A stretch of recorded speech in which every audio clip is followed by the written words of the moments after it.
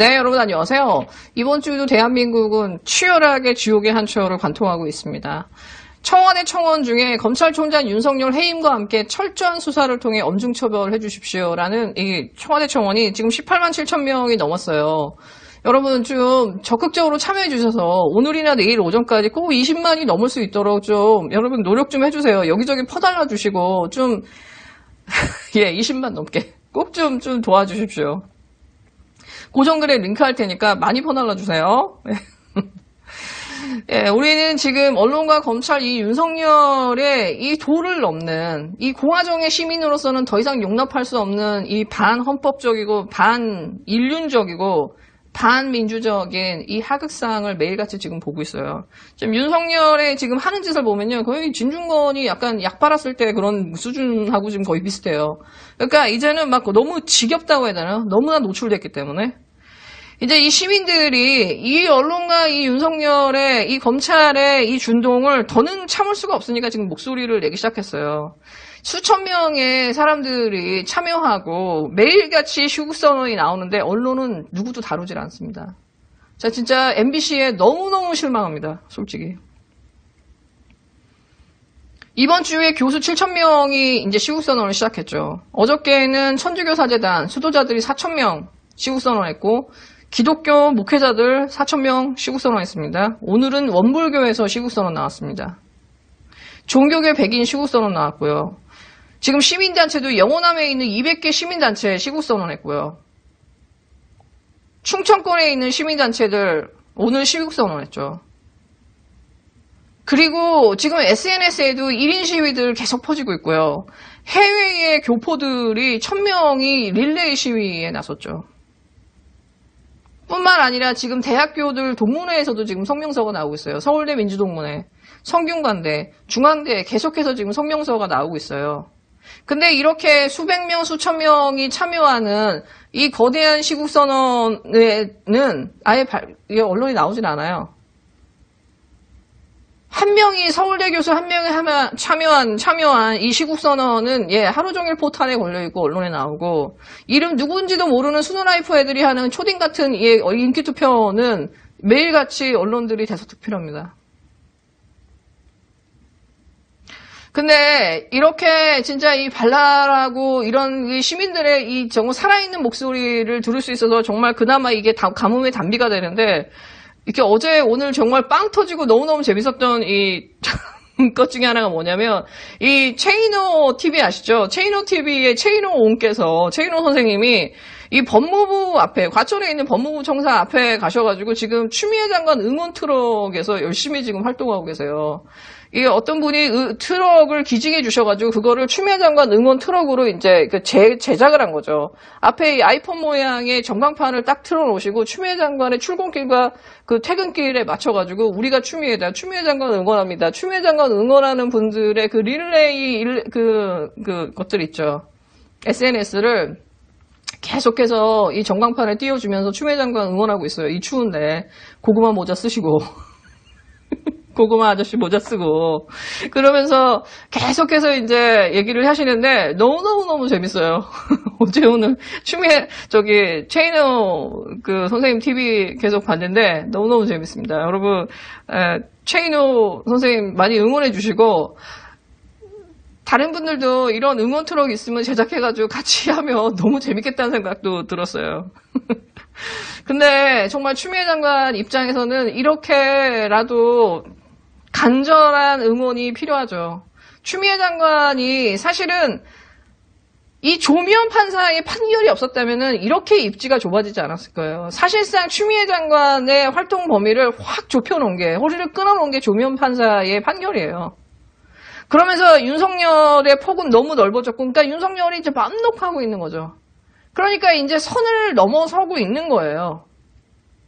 선을 넘지도 오래 섰지만 이게 끝을 모르고 이제 파국을 향해 가게 만들어 놓은 거죠. 판을 깔아준 거죠.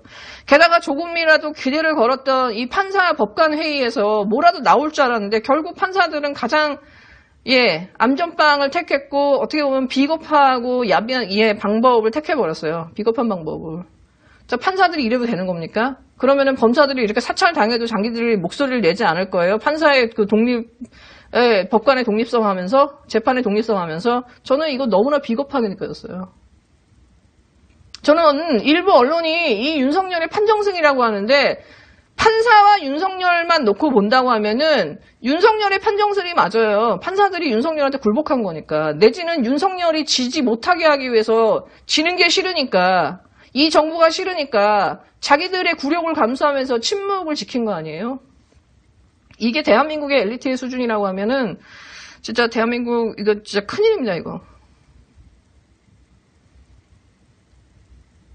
지금 이 윤석열이 이 추미애 장관이 대검에 이 윤석열의 법원 그 판사 사찰을 수사 의뢰를 했는데 대검에서 바로 이 조남관을 시켜가지고 고검에다 수사 배당을 해버렸어요. 서울중앙지검에 배당하지 않고. 여러분 고검은 윤석열의 별동대죠. 덮어버리겠다라는 거지. 그리고 지금 심각한 게 뭐냐. 감찰관 이 수사에 참여했던 분들, 이 박은정 그 감찰관이나 한동수 감찰부장을 지금 이제 기소할 지금 기밀을 취하고 있죠. 박은정을 기소하기 위해서 법세련 쪽으로 이렇게 우회적으로, 그 다음에 문화일보나 한겨레를 통해서 예, 한동훈과 자기 와이프의 수사 통화 내역을 공개해버렸죠. 자기 자리를 지키기 위해서 어떻게 하면 와이프를 팔아버린 거예요. 제가 볼 때 와이프 입장에서, 줄리 입장에서 소름이 끼칠 것 같아요. 솔직히. 이거 월급 제정신으로 못 볼 것 같아요. 이 정도 수준이라고 하면. 지금 이 정도까지 이 사람이 지금 끝에 몰려있는 상황이고, 진짜 악에 받쳐있는 상황인 거죠. 그러니까 오늘 박은정 그 감찰관의 입장에 나왔어요. 한동훈과 윤석열 부부 간의 통화 내역을 공개한 거는 정당한 행위다. 적법하게 수집한 자료고 공개한 것도 그 비공개 회의에서 비공개를 전제로 해서 감찰위원들한테 공개했는데 이거는 업무상 정당행위다. 중요한 건 뭐냐. 지금 윤석열이나 법세련이나 언론이 지금 박은정 감찰관한테 뭐 개인정보보호 위반이야, 뭐 사생활 뭐 침해야, 뭐 비밀 누설이야라고 하는데 비밀을 누설한 거는 사실상 그 감찰위원 중에 한 사람이든가 조남관이에요. 그 안에 있는 내용을 알고 윤석열한테 꽂아주고 윤석열은 이걸 가지고 와이프를 팔아서 언론 플레이를 하고 있는 거잖아요. 그러면은 그거를 누설한 감찰위원을 고발해야 되는데 둘 다 지금 박은정 감찰관을 노리고 있거든. 이런 폐륜의 짓을 하고 있어요. 윤석열 하는 거 보면은 옛날 헨리8세가 하는 것 같아. 진짜 이 선을 넘고 넘어도 너무 넘네요.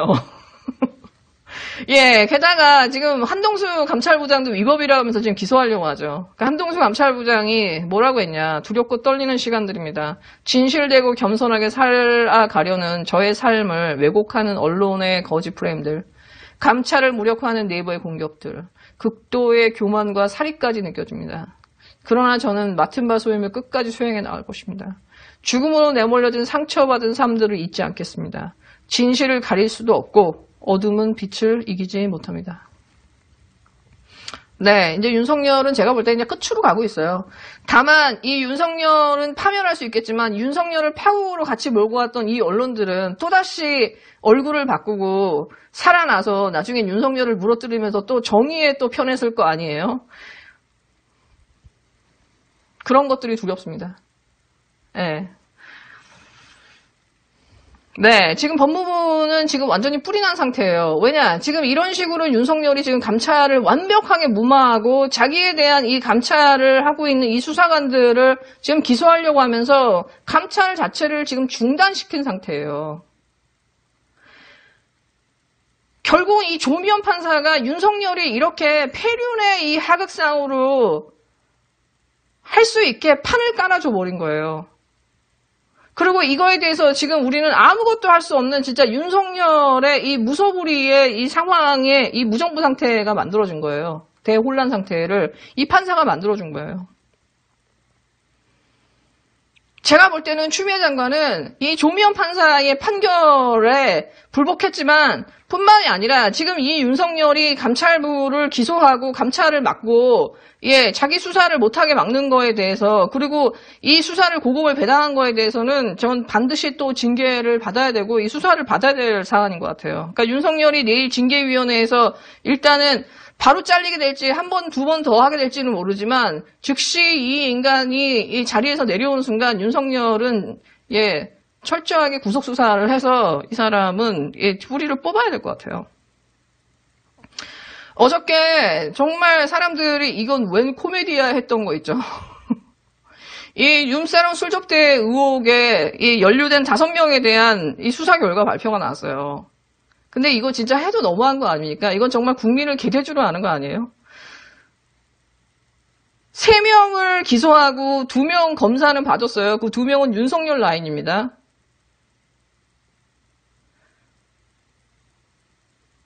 그러면서 이 사람들을 김영란법으로 기소를 하면서 실제로 이 사건의 핵심, 이 김봉현 회장이 폭로하고자 했던 원래의 핵심은 뭐예요? 이 5명이 결국은 라임 수사팀에 배정됐다는 거잖아요. 그러면서 여권 수사에 대한 로비는 부풀리고 야권 정치인에 대한 범죄 의혹은 은폐했다. 그리고 다 무혐의 처분했다.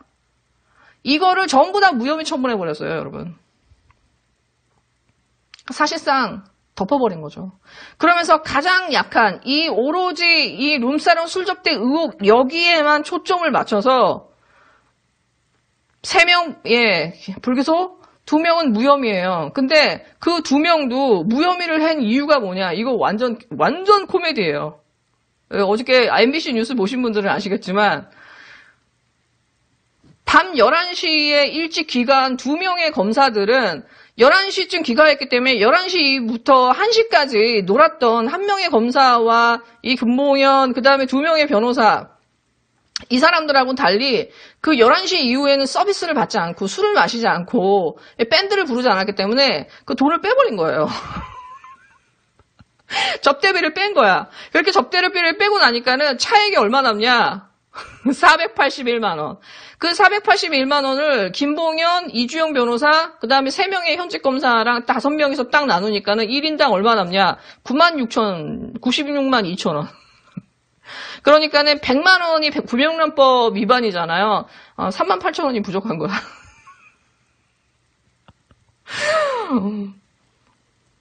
술값만.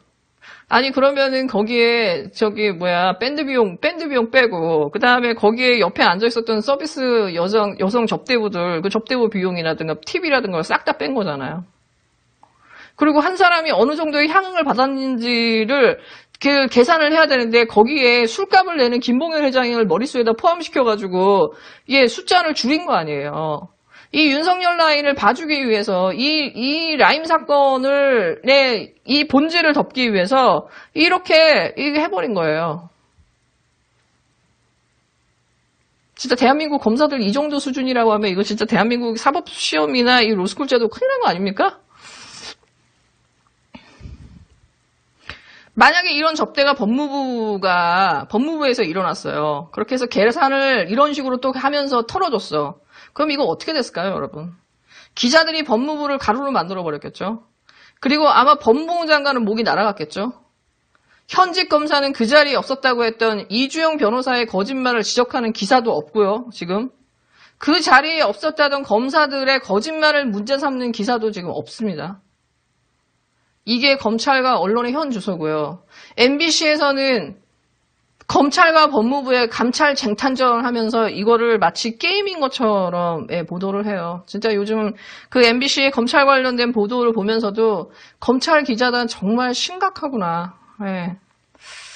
네, 여러분 즐거운 하루 되세요.